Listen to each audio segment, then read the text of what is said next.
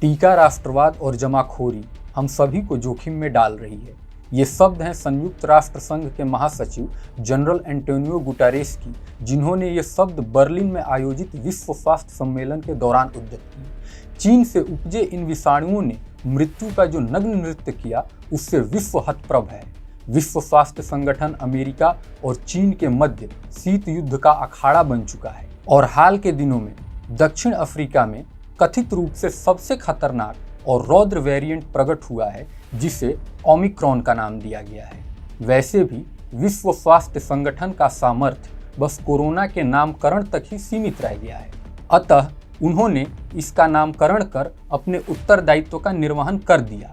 अब आगे इससे निपटने की रणनीति क्या हो, उस रणनीति पर चीन और अमेरिका के बीच संतुलन स्थापन कैसे हो और टीकाकरण राष्ट्रवाद के संकीर्ण आवर्तों को ढहाते हुए मानव कल्याण के निमित्त राष्ट्र कैसे उद्यत हो, इस संकल्पना को साकार करने की कोई वैश्विक योजना ना तो वैश्विक संगठनों के पास है और ना ही तकनीकी रूप से सामर्थ्य का दंभ भरने वाले तथाकथित प्रथम श्रेणी के अग्रणी राष्ट्रों के पास।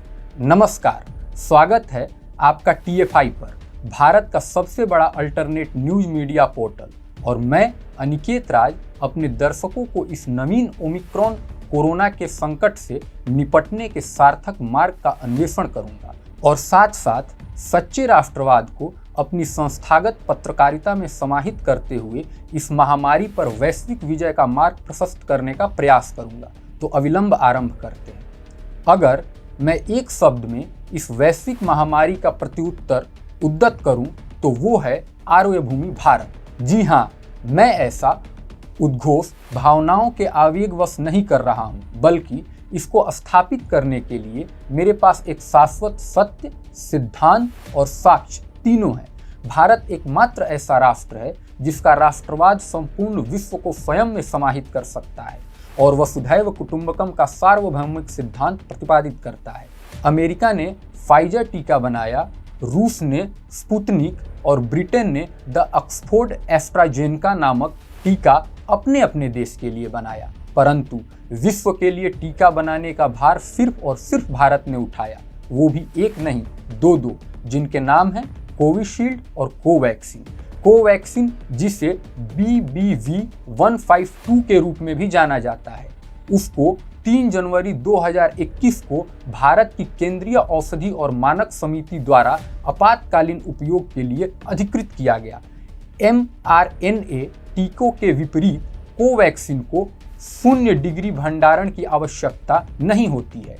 यह 2 से 8 डिग्री सेल्सियस के तापमान रेफ्रिजरेटर में भी स्थित रहता है, जो इसे गर्म जलवायु वाले निम्न से मध्यम आय वाले देश के लिए उपयुक्त बनाता है, जहां ग्रामीण क्षेत्रों में लगातार बिजली कटौती हो सकती है। इसीलिए कोवैक्सीन फाइजर, स्पुतनिक आदि सभी टीकों से सर्वश्रेष्ठ है।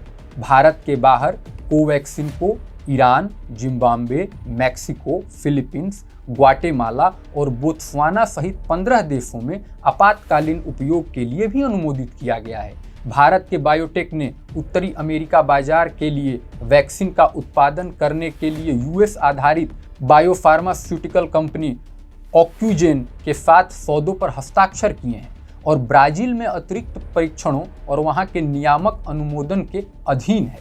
इसके बावजूद भारत की सार्वभौमिकता और उदारता का प्रत्यक्ष प्रमाण देखिए कि हमने उस कठिन और अभाव के समय में विश्व को खुले हाथों से यह संजीवनी प्रदान की और अपने राष्ट्रवाद और कर्तव्य से इसको जोड़ दिया। एक नागरिक के तौर पर यह कितने गौरव का विषय है कि आज न सिर्फ सर्वाधिक टीका उत्पादन करने वाले राष्ट्र, बल्कि टीकाकरण में भी हम सबसे अग्रणी राष्ट्र हैं। हमने 1 अरब की आबादी को मात्र 3 महीने के अल्प समय में टीके का कवच प्रदान कर दिया। विश्व के सारे प्रथम श्रेणी के राष्ट्र, उनके संसाधन, सामर्थ्य, शक्ति और ज्ञान धरे के धरे रह गए और भारत ने पुनः प्रमाणित कर दिया कि हम ना सिर्फ विश्व गुरु हैं, बल्कि वैश्विक योद्धा भी हैं। जिस देश के लोग ट्रेन में चढ़ने के लिए भीड़ लगाते हों, वो जिस संयम से टीके की पंक्ति में लगे, वो अतुलनीय था। जिस देश के कर्मचारियों पर लाल फीताशाही के आरोप लगते हों, उन्होंने जिस समर्पण और साहस का परिचय दिया, वह अतुलनीय था। और जिस देश के शासन पर भ्रष्टाचार के कलंक लगते हों, उसने जिस सूचिता और तीव्रता के साथ अपने कर्तव्यों का निर्वहन किया, उससे विश्व चकित है।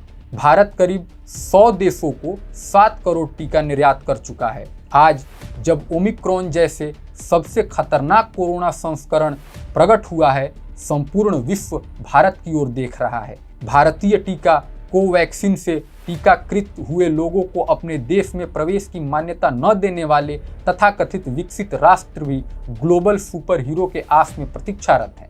भारत ने विश्वास दिलाया है कि वैश्विक और सार्वभौमिक स्वास्थ्य के मानवीय मूल्यों के प्रति भारत प्रतिबद्ध था, है और रहेगा। देश के स्वास्थ्य मंत्री मनसुख मंडाविया ने विश्व को आश्वस्त किया है कि भारत टीके का निर्यात अबाध रूप से जारी रखेगा। विश्व और कोरोना के इस युद्ध में भारत का कोवैक्सीन कवच बनकर खड़ा है। WHO के संसाधनों और अधिकार को बढ़ाना जरूरी है और वैश्विक शक्ति और संसाधन का सबसे बड़ा केंद्र भारत है।